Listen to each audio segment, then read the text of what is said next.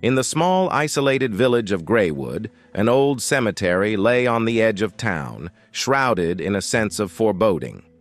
The village was known for its quiet, somber atmosphere and the peculiar gravedigger who worked there, a man named Victor Kane.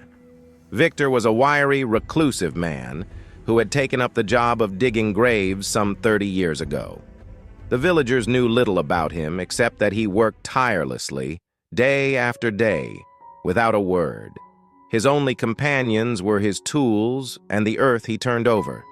Each grave was meticulously dug, as if Victor took a perverse pride in his work.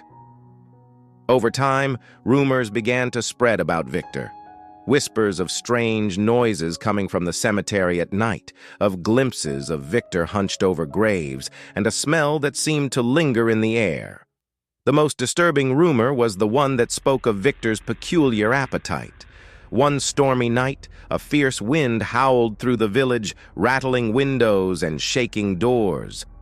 The villagers, already on edge from the increasing tension, were startled when the storm's fury caused the power to fail. It was during this tempest that Victor Kane vanished, without a trace. By morning, the cemetery was silent, and the villagers found the last grave Victor had been working on, an unfinished pit of dark, disturbed earth. His small cottage nearby was empty and abandoned, the door swinging on its hinges. Inside, they found an unsettling sight. The walls were covered in crude drawings, and the floor was littered with scraps of parchment, stained with dark, ominous symbols. On the kitchen table lay a single note, written in Victor's shaky, blood-streaked hand. To whomever finds this, I am Victor Kane, and I confess to the unspeakable.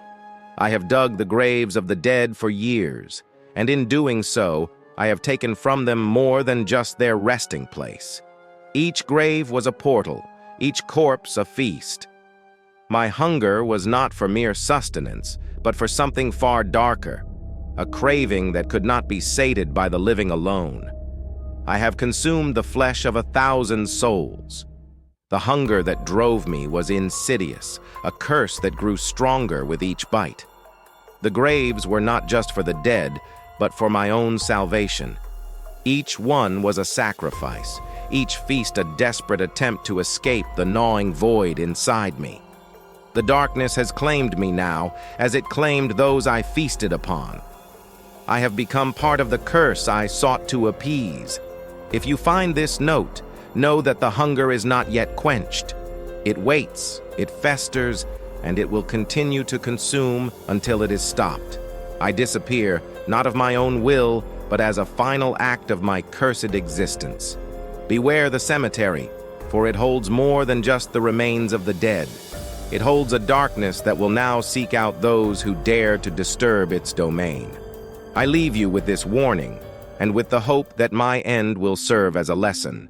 Do not seek me, do not follow where the shadows lead, for I am lost, and so too shall you be if you seek the truth of my hunger. Farewell, if such a word can still hold any meaning. Victor Kane. The villagers were left in terror. The cemetery fell into disuse, becoming overgrown and forgotten. Victor Kane's disappearance was never solved, and his cottage was eventually abandoned. The case became a local legend, a chilling tale whispered among the villagers and the rare visitors who ventured too close to the cemetery's boundary.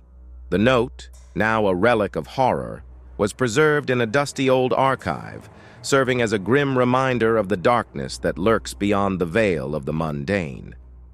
And in the shadows of Greywood Cemetery, the whispers of Victor Kane's curse linger, a spectral warning to those who might disturb the grave.